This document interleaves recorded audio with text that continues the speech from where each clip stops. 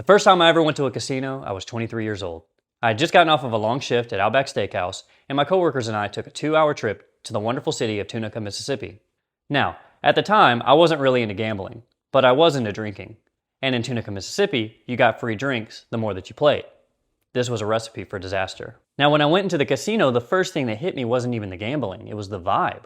There was no clocks, there was no windows. The carpet patterns are designed to keep your eyes off the floor and on the machines. And everything was trying to get my attention. There was lights flashing, roulette balls gliding, machines celebrating wins that were clearly not even mine. So the first place that I go is the slot machines. Because that was the most honest form of gambling, at least in my head. You press a button and the casino daddies get to decide whether you're happy or not. So I put in $20 and for about 5 minutes I felt incredible.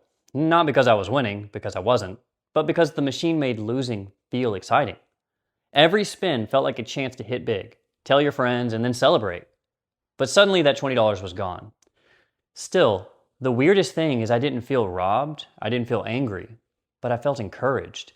Like the machine was saying, okay, but imagine if you did win. And that's when it clicked. This place isn't designed for you to win. It's designed for you to stay.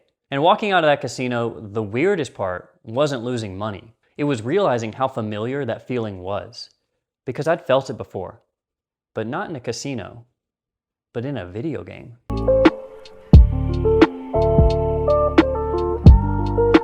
To understand how bad things are now, we need to go back to a simpler time. Once upon a time, you bought a game, you owned the game, and everything inside of it was already there. Unlockables used to be a reward for playing well, not for paying more. For example, you beat the campaign, you unlock a new character. You finish the game on hard, a bonus ending appears. 100% completion, you get a secret level or a weapon. But the most important thing is, progression was skill-based, not wallet-based. Even when arcade games did take your money, they were at least honest about it. You put in a quarter, you got one life, and you knew exactly what you were paying for.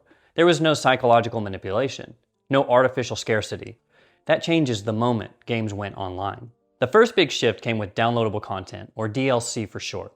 And at first, DLC was fine. And still today, some DLCs are still fine.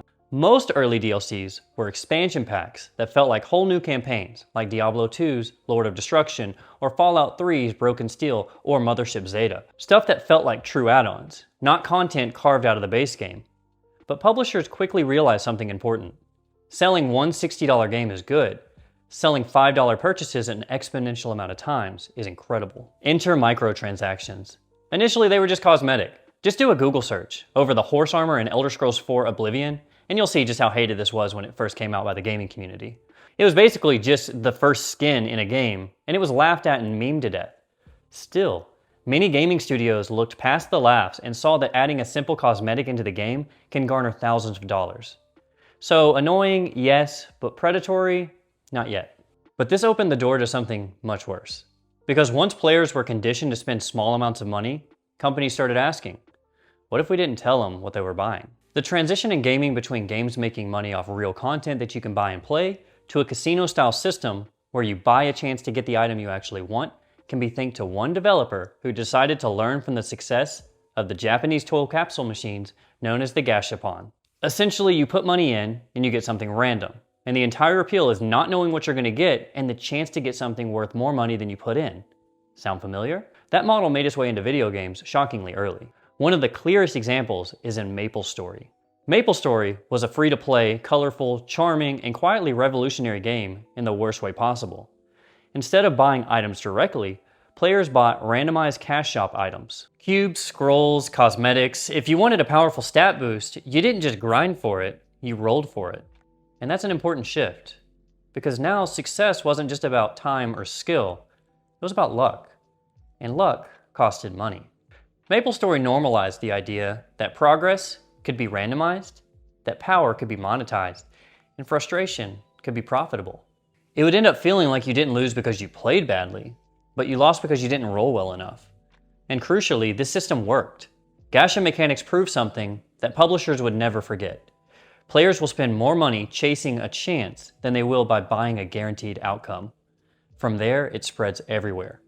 Just think of a popular online game from the last 10 years, and chances are they've implemented a similar random luck mechanic to their game and rebranded it as loot boxes. And now suddenly, gambling mechanics aren't a side feature, they're the foundation.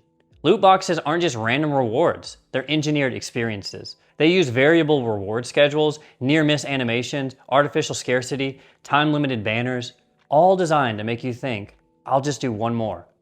And here's the dangerous part. A gacha system doesn't care if you're having fun, it only cares if you're engaged.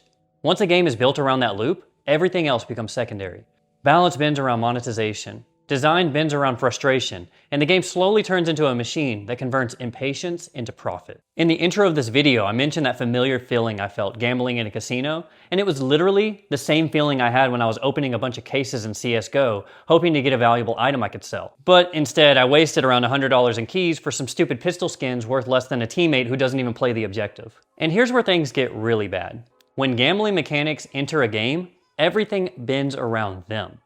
Progression systems get stretched out, rewards get locked behind RNG, skills matter less than time or money, and games stop asking, is this fun, and start asking, will this keep them engaged long enough to spend? And I mean, this is why single-player game experiences get padded or even neglected, grinding mechanics replace meaningful challenges, and battle passes turn games into second jobs. I mean, the average battle pass takes players around 50 to 60 hours to complete. You also have entire genres of games that suffer because they don't monetize well enough. Meanwhile, live service games are built to never end, because an ending means the spending also stops. So the result?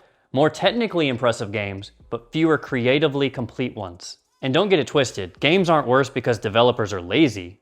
They're worse because corporate incentives are broken. Because companies' main goal is not tied to the quality of the game, but to the quantity of their microtransactions sold. Hence, resources that would typically be put into quality of life mechanics and game development are put into feeding the machine that is microtransactions. Here's the most important contradiction. Despite all the backlash, lawsuits, and regulation attempts, gaming corporations are making more money than ever. Not because games are better, but because monetization is more efficient. A single free-to-play game with aggressive monetization can make more money than dozens of traditional releases. When profits go up, companies learn the wrong lesson. They don't say we should make better games, they say we should monetize sneakier. This is how we end up with $70 games with battle passes, or cosmetic shops in single-player titles, especially on the day of release, or even worse, gambling mechanics in games played by children. So where do we go from here? Well, some governments have actually started to notice. Some countries now legally classify loot boxes as gambling. Others require disclosure of drop rates. And players are pushing back, slowly. So far, we've seen games remove loot boxes, some shift towards more direct purchases, and public backlash actually forces change. Just look at the Star Wars Battlefront 2 comment on Reddit. But the core issue remains. As long as profit is tied to psychological manipulation, game design will suffer. The solution isn't nostalgia, it's transparency. Let players know what they're buying. Let games be complete experiences again. And stop pretending slot machines are surprise mechanics. Video games are still one of the most powerful art forms we have. But right now, too many of them are designed like casinos, where fun is secondary and engagement is just another word for extraction. The question isn't whether gambling belongs in games, it's whether we're okay with games being built, not to be enjoyed, but to be exploited. If you've made it this far, I just want you to know how much I appreciate you and thank you for watching.